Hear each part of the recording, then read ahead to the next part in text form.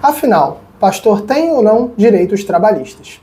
Como o direito do trabalho interpreta a relação entre as igrejas e os ministros religiosos? Nesse vídeo, vamos estar esclarecendo essa grande dúvida, analisando decisões da Justiça do Trabalho, os princípios da legislação trabalhista brasileira e os limites entre o exercício da atividade religiosa e a configuração da relação de emprego. O que são os direitos trabalhistas? Antes de tudo, é importante lembrar o que são os direitos trabalhistas, que são garantias legais previstas na CLT, que são as consolidações de leis do trabalho, como salário, jornada de trabalho, férias, 13º, FGTS, entre outros benefícios. Mas será que essas regras também se aplicam a ministros religiosos, como os pastores? A resposta não é tão simples quanto parece. A função pastoral, na maioria dos casos, é visto como uma função de vocação espiritual. Ou seja, o pastor está ali por um chamado, e não necessariamente por um contrato de trabalho.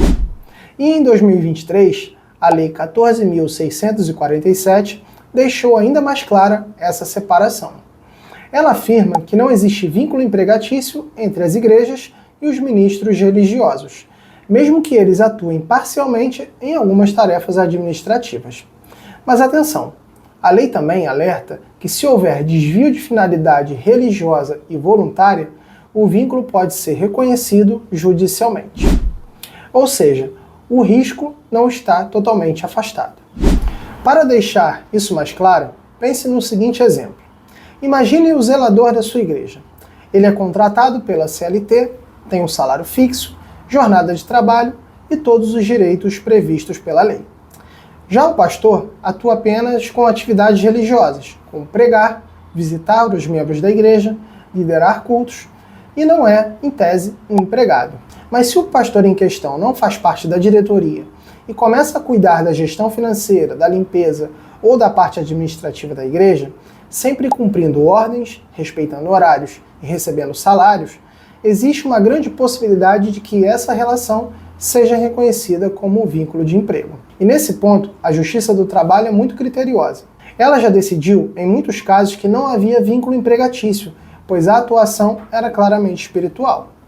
Mas em outros processos, quando ficou provado que o pastor tinha tarefas regulares, horário fixo e subordinação, o vínculo empregatício foi reconhecido. E nesses casos, as igrejas foram condenadas a pagar todos os direitos trabalhistas retroativos.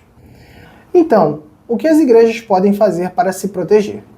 Primeiro, definir claramente qual é o papel do pastor, evitar atribuir funções administrativas ou operacionais, se ele não for registrado pelo regime de CLT, formalizar acordos por escrito, mesmo sem vínculo pela CLT.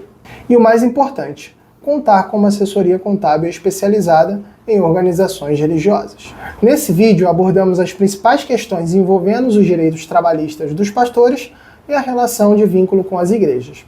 E podemos concluir que é fundamental, tanto para pastores quanto a liderança das igrejas, busquem uma assessoria especializada para estruturar as suas relações de forma legal, ética e transparente.